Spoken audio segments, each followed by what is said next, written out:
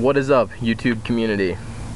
Here, I'm John Doe Slow, back with another review. It's been a long time since I posted something, and I've sort of decided to start doing these more frequently.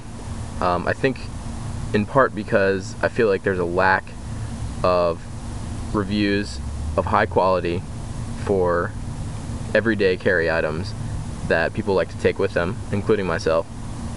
And they give us a lot of capabilities and other options that we can employ. And so one of those things that people like to carry with them are knives.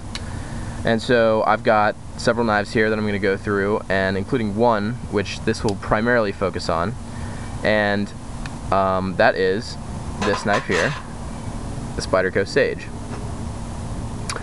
And I've decided to do this video because I have to admit I was so excited when I finally got this knife in my hands, and after having done a lot of research and looking into it. And I will, in this review, go over some features and things that I like and the reasons that I am so excited about it and why I feel that it represents such a good value and such a versatile tool. Sorry for the jingling. So this knife is about 3 inches long, 3.2 ounces, and the blade is full flat ground, as you can see, which means that from the top to the bottom it gets thinner and thinner in a linear fashion, and there is no hollow in it.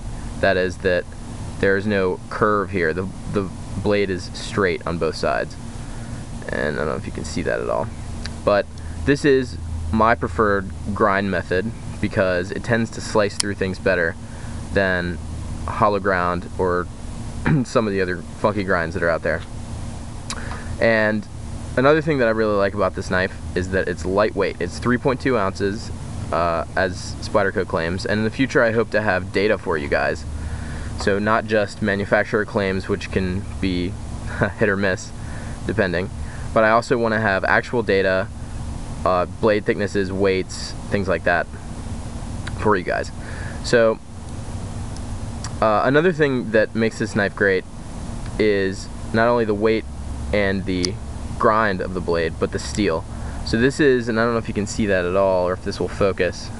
It doesn't look like I can get it to focus, but it's CPM S30V, which is made in the USA, even though the blade itself is made in Taiwan.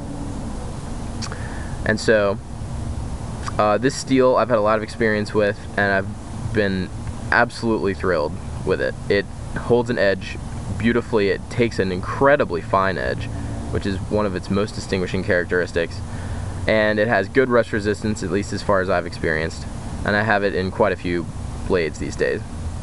So this knife is a liner lock and pillar construction. What that means is that as you deploy the knife, you can see the interior part here will actually jut out underneath the tang of the knife upon full extension to prevent it from reclosing, and there you go, see that? So now you cannot close it up. And the lockup on this knife, which is another great feature, is amazing. It is totally, completely in there, between torsion, up, down, left, right, whatever. It is locked in there like nobody's business. The scales on the outside here are carbon fiber, and it's not like most other carbon fibers I've experienced, which are kind of epoxied and sanded, and they're really smooth and you get no grip. This one has excellent grip. It's sort of a checkerboard woven texture, and it provides grip on the level, I would say, of other materials like FRN and G10, and it makes the knife very, very thin because carbon fiber is so strong for its size and weight.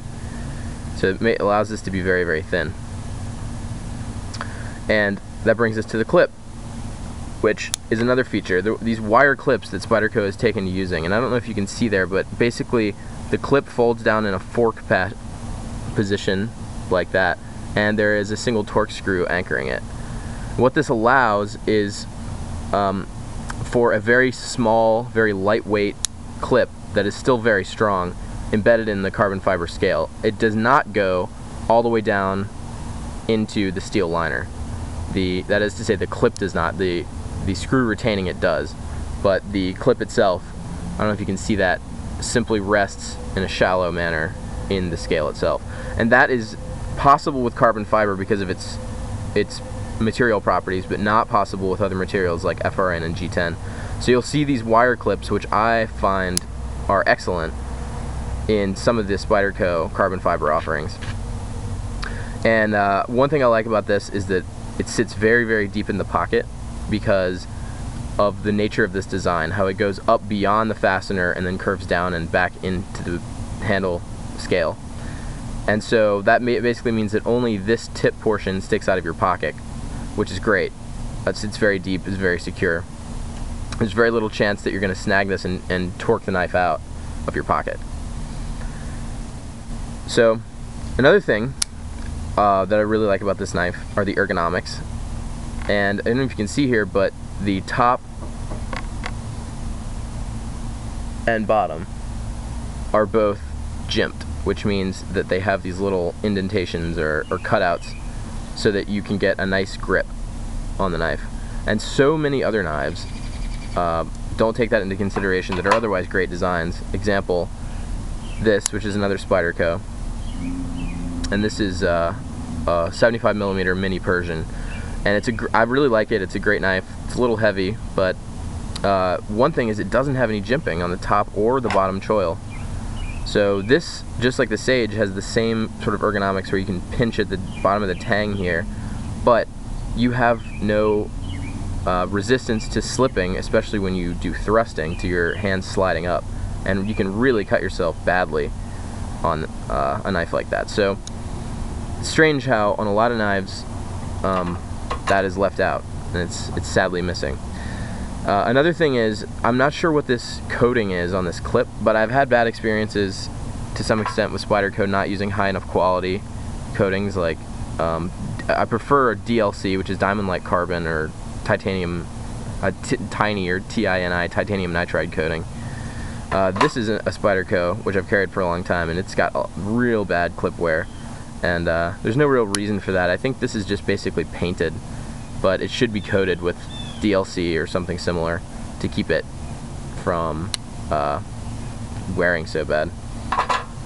This is a Leatherman, which does use a DLC coating, and it has worn much better. As you can see on the tip there, it does have a little bit of wear, but it's not so bad. So back to the Sage, and I feel that this knife represents a great value because of the blade grind, the shape, the cutting steel, and just the general fit and finish, and also the design philosophy, in which you have a medium-sized blade with great ergonomics and control, jimping on top and bottom with the finger choil, and it's relatively short, very lightweight, and sits deep in the pocket. So those are the qualifications that I like. It is also pillar constructed and can be fully disassembled if necessary, which are things I look for. So anyway, I hope you guys enjoyed this. I'm kind of running out of time here, but you will see me again. I will have many more updates in the time to come, and for now, enjoy your knives, and I'll see ya.